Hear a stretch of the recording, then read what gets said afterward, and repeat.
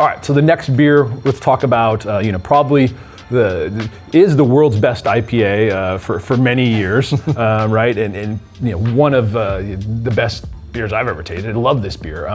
MoreBeer has a kit again, but you will share the most updated, because I assume this is something you iterate too on. I've always considered all of our beers to be more concepts than they are a hard recipe. You come across a new hop, and it's like, hey, well, let's fit in. Let's do some testing on the pilot brewery. If it works, maybe it's a better fit than one of the hops that are in, say, Pliny right now. But there is a through line with Pliny, and that's that Simcoe has always been the main hop in it, and Amarillo has been the second hop to that.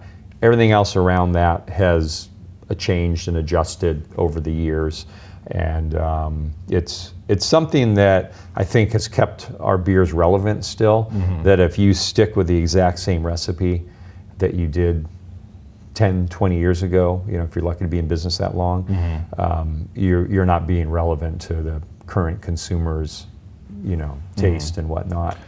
And for that, yes, we have made tweaks along the way. Again, like Blind Pig IPA, it no longer has any crystal malt in it. Pliny used to have some dextrin malt. That is no longer in the recipe. We still use sugar though, some dextrose sugar to help dry it out, also reduce the malt load in it. For certain reasons we do that, but it is still 8% alcohol. I think the one thing with it, along with Blind Pig, is that they still carry a really firm bitterness. And that's something where, with the whole modern hazy IPA, and in general the kind of the modern West Coast IPA where BUs have dropped, and they're more mimicking a hazy IPA. Pliny and Pig have really always kept, especially Pliny, it really has a firm bitterness. It's an unapologetic bitterness, but it's a clean bitterness.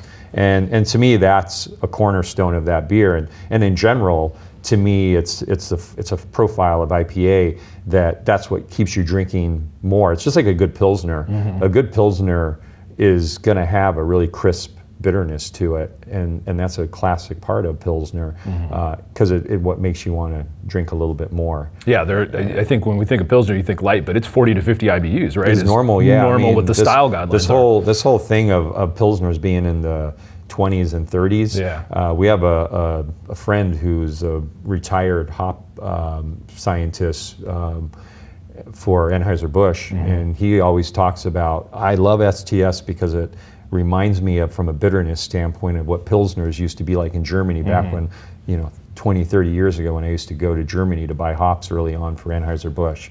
And I hear that a lot from old timers about that. And so I personally, I know we'll get to STS in a minute, but it's just like a Pilsner. I think, an IPA in general, they've become a little too soft and too flabby, and that's what I like about ours. And in general, when I have a hazy IPA, and the part I love the aroma, I love the flavor, that juicy, unctuous, fruity notes, but it's the finish that normally is a little disappointing to me on a lot of hazy IPAs, because they're just not bitter or dry enough. And that's just how I like to drink beer. It doesn't make you want to just keep having another sip.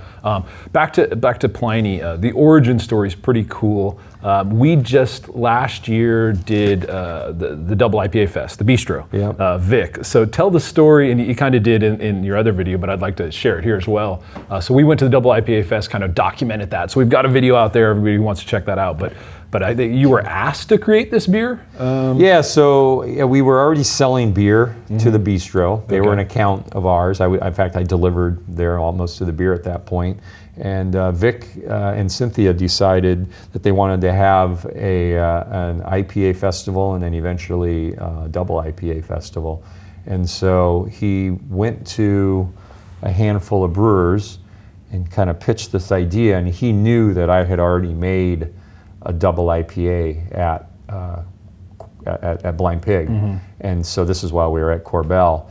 And so he says, hey, do you want to create a beer for this? And I was like, yeah.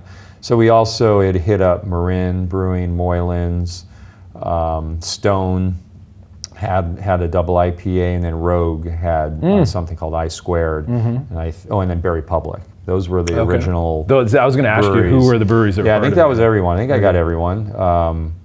And so we created a recipe, and we needed a name, and so we were first thinking about something that had to do with like big flavors, like a double IPA would be, and like something like Mammoth. It wasn't Mammoth because that was already taken, Mammoth Brewing Company. And then we started thinking about we couldn't come up with anything good. And we tried to start thinking about large bottles, like large wine bottles, Methuselah, Nebuchadnezzar, which are all like Greek gods or whatever. And like, cool, but not quite it. We wanted a name that would take on its own personality. And we started looking through this old beer dictionary we had that the Brewers Association had published. And we looked up hops, and then hops referenced Humulus lupulus, the botanical name. And then that referenced Lupus saluterius, which is the original botanical name for hops, and in there it referenced Pliny the Elder, or Pliny the Elder is the proper way to say it. And so we looked him up, and it turns out that he and his contemporaries had written about hops, and were, if not the first, some of the early people to write about hops. And Pliny was known for he wrote the very first encyclopedia called the Natural History. It was a 5-set book on a lot of botanical stuff. He died at the eruption of Mount Vesuvius, so a lot of what we know about Vesuvius was through him and his writings, but it was his nephew and adopted son, Pliny the Younger. There's the Younger. And there's the reference and the crossover that we know a lot about Pliny the Elder. So anyways, that's where the name came from, because he wrote about hops. And so that it seemed like an odd name for a beer, but and it didn't take off initially. It was a very slow burn. Yeah. So eventually where it became popular. In 2008, 2010 is when Pliny the Elder took off, and it was 2010 for Younger. Yeah, that's about the time I was getting really into beer, so that resonates well, yeah. Well, awesome beer. Look forward to sharing this recipe with everybody, and be well.